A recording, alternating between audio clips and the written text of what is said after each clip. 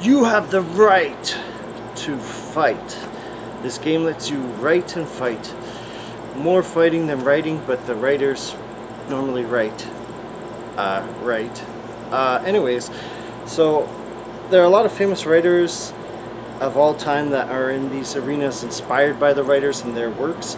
I think there's like 10 or 15 different writers. I didn't really count, but I recognize like 90% of them, and I wouldn't say I'm like an avid English literature major. So this game really feels like a novelty title because the fighting isn't really the major thing of this, the major factor. It's just, it's not really, it doesn't come across as like a serious fighting game. There's no throws. You can block attacks, but I never bothered to. I just like found the block and I'm like, whatever. Just the game, the way the game's designed, I feel like it's not really designed for you to block, even though the option's there. The greatest attraction really is to see these mostly famous writers. They sort of merged one Latino writer into a generic fighter. I don't know why I didn't play as him. I played as a few of the characters. Yeah, so just seeing them fighting each other. Some are better designed than others, which was very obvious once I tried 2 or 3 of them.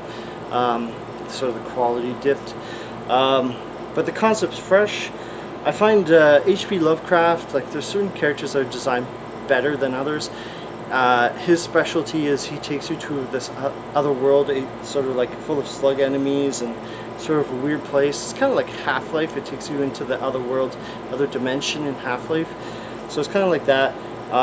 There's other levels where there's a winter landscape. I'm not sure what that reference is to. Desert dune, and then there's the Daniel Webster, which I think is Mark Twain. I'm not sure. Don't quote me on that. With a boat and docks. I feel like the people that get the most enjoyment out of this game would be those who've read the books, or at least have like a decent familiarity with the books or the writers or their history. And I kind of know a bit about these writers, but not enough to say, hey, this is awesome. This is just like so and so. And so I feel like those are the people that are going to get the most out of this. Not really so much people are just like, hey, it's a fighting game, I'll try it. But yeah, so if you know like their unique fighting moves, that will get you much further than other people that have no idea what this game's referring to. But yeah, this 2.5D fighting game, as I'm trying to say, you really need to be familiar. You need to be enthusiastic of English literature, or at least some of these writers, to appreciate the work that's gone into this. I feel like the greatest highlights of this is just the reference to the characters and novels and the backgrounds and the special moves. I couldn't go through all the special moves, but some I kind of clued in. It feels like a few of the characters are even finished out of the 10. I think 2 or 3 just showed up a different character for some reason. So, but the game isn't in early access, even though it feels like it is, because just the characters aren't finished. There's only one main stage, a library, and then the other 2 just go to a library, so I assume they haven't finished that. Those two for whom the bell tolls, and then there's another midnight, summer night. I think that's the Shakespeare level. Like they just point to the same library level right now, so I assume that's unfinished. The game goes for $14.49, which is a little steep for casual play, especially this is not a serious fighting game. This definitely feels like a novelty game. Yeah, and the fighting game, it feels like Mortal Kombat 1's playing style. If you put on 2 times speed, it's even faster and like manic, and probably a good drinking game, I guess. But yeah, so it doesn't feel so slow, but I feel without the 2 times the game's kind of too slow as is. Maybe the base game needs to be adjusted. So the cons are, it definitely feels like a novelty game, as I mentioned. It feels unfinished, and jumping at your opponent puts you at a major disadvantage. So it's almost worth like just sliding across to your and attacking, or just constantly attacking without jumping at the person, because as soon as you go in to jump, you're probably gonna get comboed. As much as this game can do combos, because I didn't really see combos so much. There's dedicated keys for the special moves, but I found I could just spam Mark Twain's boat blowhorn and his sonic boom like attack and knock down the opponent, and just like keep spamming. It's super cheap, but it's highly effective, at least with him.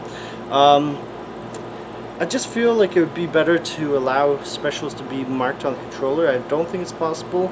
I don't think you could remap the controls either, so it's sort of like you're playing with the controller, plus occasionally you go up and you press 1, 2, 3, 4 to do the specials, which is not intuitive and it's just not practical. So hopefully that gets changed. I think they're still fixing the game, but it's a shame it's not in early access. Yeah, and some characters are better designed than others, as I mentioned. Lovecraft and Mark Twain seem solid, while, you know, it didn't feel like Shakespeare really had anything unique. I think he like throws books, or there's a book hovering. I don't understand what was going on. I didn't see any explanation of it, but there's a book kind of like the bell that hangs over with, I think Hemingway. Is that right? And then there's characters like Dostoevsky, who just swings axes, which is like the only thing that I guess the creator of this game thought or has added so far. And then there's Dumas, who throws a wine bottle when he could be throwing a fencing sword, which, duh, Three Musketeers, are doing something relevant to his character writing. So maybe he's not finished yet. Maybe they're still thinking up ideas. Who knows? But like, I'm just going by what is actually in the game right now. Again, Hemingway seems to be the best character overall, like in terms of design. He unleashes bulls, he throws wine, he seems to drop a bell onto people if they take too long, I think, to defeat you, is my understanding. While the concept of a writer's fighting game, alongside the famous scientist fighting game, I think it was Science Combat, I looked it up after I wrote this, which was free, that game, and came out like 7 years ago, scarily enough. It's novel and exciting. It's just right now this game's execution is really lacking, unfortunately, and maybe, you know, maybe I'm criticizing the game because it's still, you know, kind of new, and it takes time to develop, but yeah, it's just, it should have been released in early access. I really feel like certain parts of this game screams that it's still early access, but it's not. And it'd be easier to forgive in its unfinished state if someone put it in early access.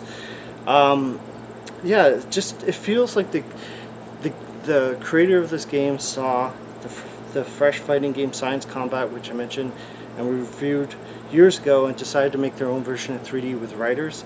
The game costs $14.49. I feel like I got $5 at the very, very most from this game. It's too bad because I feel like I paid almost full price, $10 or so, and I was excited to try it one day when I got it. I was like, hey, this is such a hilarious idea for a game. It just needs more updates and TLC to be worth the purchase right now. I'd say it's a solid 6 out of 10, and that's kind of generous. It just needs more work to be considered more than a playable demo right now. It's just not there right now. Hopefully one day it will be, but right now it's like, you know, scraping by a 6 out of 10. So keep on writing to fighting and keep on gaming. Ciao.